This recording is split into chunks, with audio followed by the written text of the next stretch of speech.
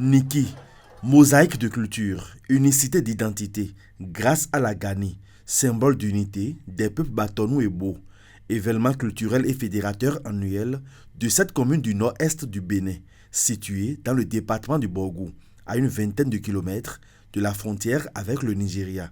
La ville de Niki offre un paysage pittoresque avec plusieurs attractions touristiques, pôle majeur de la célébration de la Gani. Quand il y a la Gani, ce n'est pas seulement pour aller danser et tout ça, il y a l'aspect culturel, religieux, spirituel et l'aspect maintenant des manifestations.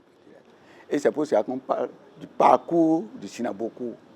Quand il fait le parcours, c'est pour aller au niveau des sites chaque année pour être en collaboration avec les ancêtres. C'est l'aspect sacré ça, même de la Gani. Le Sinaboko, empereur de Niki, est le garant d'une tradition séculaire, d'une très grande influence. L'autorité de ses prédécesseurs s'étendait bien au-delà des frontières nationales actuelles. Ah, le Barotim, quand on dit Barotim, Tim, c'est le territoire. Barotim, Batonou, c'est un peuple. Donc, c'est l'espace majoritairement occupé par le peuple Batonou. C'est ça qu'on appelle le Barotim.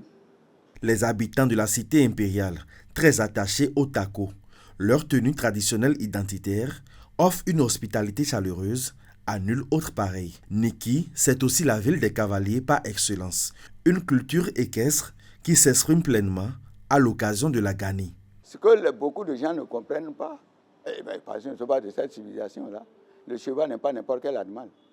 Quand vous vous préparez pour dire que vous allez à un voyage, quel que soit le nombre que vous êtes, s'il doit avoir un danger, c'est le comportement de certains chevaux que vous avez là qui va vous le dire. Et le cheval obéit toujours à l'épouse de son patron. Son patron peut ne pas arriver à le maîtriser. Territoire d'expression de riches traditions, Niki garde encore l'âme et la grandeur de son histoire impériale.